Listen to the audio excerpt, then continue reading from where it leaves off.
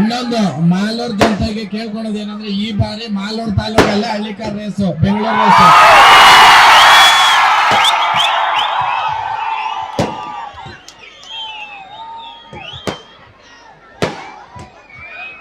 ಕರೀದಿ ತುಕಾಲಿನೂ ಕರಿತೀನಿ, ಗುಂಪಿನೂ ಕರೀತೀನಿ.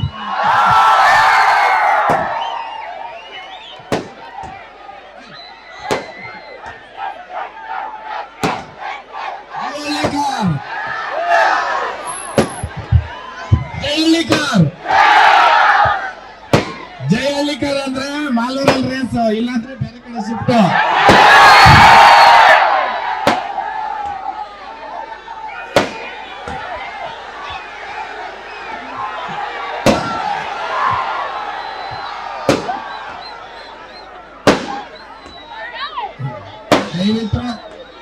ದಯವಿಟ್ಟು ಕರ್ಸಿರ್ತಕ್ಕಂಥ ಏನ್ ಮಾಡ್ಬೇಕು ಅಂತ ಹೇಳಿದೀನಿ. ನೀವು ಆಗಲೇ ನೀವು ಮಾಡಿದ್ದೀರಾ.